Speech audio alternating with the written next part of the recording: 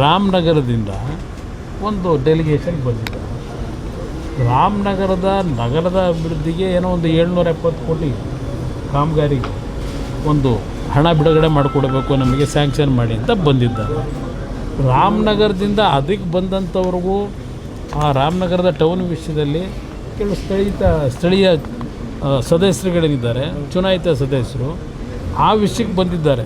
ಅವರೇನು ಬಿಡದಿಲ್ಲಿ ಅದೆಂಥದ್ದು ನಿಮ್ಮ ಟೌನ್ಶಿಪ್ ಮಾಡಿ ಅಂತ ಕೇಳೋಕ್ಕೆ ಬಂದಿಲ್ಲ. ಅವ್ರ ಮುಂದೆ ಭಾಷಣ ಮಾಡ್ಕೊಂಡವ್ರೆ.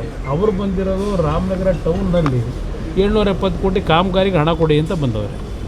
ಪಾಪ ಅವ್ರು ಹೇಳಿದ್ದಾರೆ, ನನಗೆ 4 ತಾಲೂಕು ನನಗೊಂದು, ಅಂದರೆ ಇವರೇನು ಕರ್ನಾಟಕ ರಾಜ್ಯದ ಮುಖ್ಯಮಂತ್ರಿನೋ ಬೆಂಗಳೂರು ದಕ್ಷಿಣ ಜಿಲ್ಲೆ ಮುಖ್ಯಮಂತ್ರಿನೋ, ಪಾಪ ಏನು ಕೆಲಸ ಆಗಿರಲಿಲ್ಲ ಅಂತ ಇವರು ಬರೋವರಿಗೆ ರಾಮನಗರ ಜಿಲ್ಲೆ ಒಳಗೆ. ನಾನು ರಾಮನಗರಕ್ಕೆ ಪಾದಾರ್ಪಣೆ ಆದಮೇಲೆ ಆ ಜಿಲ್ಲೆ ಹೇಗಿತ್ತು, ಒಂದು ಹಳ್ಳಿ ರಸ್ತೆ ಇರಲಿಲ್ಲ, ಹಲವಾರು ನಿದರ್ಶನ ಕೊಡಬಲ್ಲೆ. ನೀವೇನು ಕನಕಪುರದಲ್ಲಿ ಕರೆಂಟ್ ಇದ್ದೇನಪ್ಪ, ಕನಕಪುರದಲ್ಲಿ ವಿದ್ಯುತ್ ಶಕ್ತಿ ಇತ್ತ, ಬೆಂಗಳೂರಿಗೆ 53 ಕಿಲೋಮೀಟ್ರ್ ಇದೆ. ಆ ಕನಕಪುರದ ವಿದ್ಯುತ್ ಶಕ್ತಿ ಇರ್ಬೋದು, ಕುಡಿಯೋ ನೀರು ಯಾರ ಕಾಲದಲ್ಲಿ ಆಗಿದ್ದು, ಆಗಿತ್ತು ಅದು ಕನಕಪುರ. ನೀವೇನು ಮಾಡಿಲ್ವಂತೆ. ನಾವು ಹೌದಪ್ಪ, ಕನಕಪುರದಲ್ಲಿ ಬಂಡೆ ಹೊಡೆಯೋಕ್ಕೆ ಹೋಗಲಿಲ್ಲ, ಬಂಡೆ ಹೊಡೆದು ವಿದೇಶಕ್ಕೆ ಸಾಗಿಸ್ತಿಲ್ಲ. ಕನಕಪುರ ಜನಕ್ಕೆ ಏನು ಮಾಡಬೇಕು ಮಾಡಿದ್ದೀವಿ. ಅಲ್ಲಿ ಅಭಿವೃದ್ಧಿಗೆ ಒಂದು ರಸ್ತೆಗಳಿರಲಿಲ್ಲ ನೆಟ್ಟಿಗೆ. ಕೆಲವು ಹಳ್ಳಿಯಲ್ಲಿ ರಾತ್ರಿ ಟೈಮ್ ಏನಾದರೂ ಹೆಣ್ಣು ಮಕ್ಕಳಿಗೆ ಹೆರಿಗೆ ಮಾಡಬೇಕಾದ ಪರಿಸ್ಥಿತಿ ಬಂದಾಗ ಚಿಬ್ಲಲ್ಲಿ ಎತ್ಕೊಂಬರೋರು. ಅಲ್ಲೆಲ್ಲೋ ನಿಮ್ಮ ಕಾರವಾರದಲ್ಲಿ ನಿಮ್ಮ ಕರಾವಳಿ ಪ್ರದೇಶ ಬಿಟ್ಟುಬಿಡಿ, ಇಲ್ಲಿ ಯಾವ ರೀತಿ ಇತ್ತು 20 ವರ್ಷದಿಂದ. ರಾಮನಗರದಿಂದ ಒಂದು ಡೆಲಿಗೇಷನ್ ಬಂದಿದೆ. ರಾಮನಗರದ ನಗರದ ಅಭಿವೃದ್ಧಿಗೆ ಏನೋ ಒಂದು 770 ಕೋಟಿ ಕಾಮಗಾರಿಗೆ ಒಂದು ಹಣ ಬಿಡುಗಡೆ ಮಾಡಿಕೊಡಬೇಕು, ನಮಗೆ ಸ್ಯಾಂಕ್ಷನ್ ಮಾಡಿ ಅಂತ ಬಂದಿದ್ದಾರೆ. ರಾಮನಗರದಿಂದ ಅದಕ್ಕೆ ಬಂದಂಥವ್ರಿಗೂ ಆ ರಾಮನಗರದ ಟೌನ್ ವಿಷಯದಲ್ಲಿ ಕೆಲವು ಸ್ಥಳೀಯ ಸದಸ್ಯರುಗಳೇನಿದ್ದಾರೆ, ಚುನಾಯಿತ ಸದಸ್ಯರು ಆ ವಿಷಯಕ್ಕೆ ಬಂದಿದ್ದಾರೆ.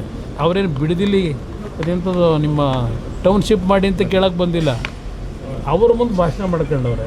ಅವರು ಬಂದಿರೋದು ರಾಮನಗರ ಟೌನ್ನಲ್ಲಿ 770 ಕೋಟಿ ಕಾಮಗಾರಿಗೆ ಹಣ ಕೊಡಿ ಅಂತ ಬಂದವ್ರೆ.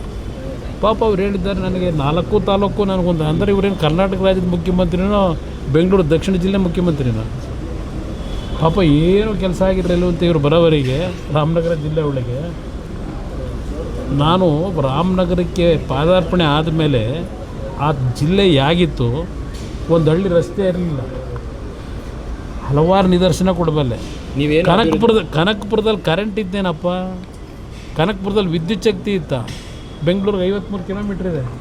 ಆ ಕನಕಪುರದ ವಿದ್ಯುತ್ ಶಕ್ತಿ ಇರ್ಬೋದು, ಕುಡಿಯೋ ನೀರು ಯಾರ ಕಾಲದಲ್ಲಿ ಆಗಿದ್ದು, ಆಗಿತ್ತು ಅದು ಕನಕಪುರ. ನೀವೇನು ಮಾಡಿಲ್ವಂತೆ. ನಾವು ಹೌದಪ್ಪ, ಕನಕಪುರದಲ್ಲಿ ಬಂಡೆ ಹೊಡೆಯೋಕ್ಕೆ ಹೋಗಲಿಲ್ಲ, ಬಂಡೆ ಹೊಡೆದು ವಿದೇಶಕ್ಕೆ ಸಾಗಿಸ್ತಿಲ್ಲ. ಕನಕಪುರ ಜನಕ್ಕೆ ಏನು ಮಾಡಬೇಕು ಮಾಡಿದ್ದೀವಿ. ಅಲ್ಲಿ ಅಭಿವೃದ್ಧಿಗೆ ಒಂದು ರಸ್ತೆಗಳಿರಲಿಲ್ಲ ನೆಟ್ಟಿಗೆ. ಕೆಲವು ಹಳ್ಳಿಯಲ್ಲಿ ರಾತ್ರಿ ಟೈಮ್ ಏನಾದರೂ ಹೆಣ್ಣು ಮಕ್ಕಳಿಗೆ ಹೆರಿಗೆ ಮಾಡಬೇಕಾದ ಪರಿಸ್ಥಿತಿ ಬಂದಾಗ ಚಿಬ್ಲಲ್ಲಿ ಎತ್ಕೊಂಬರೋರು.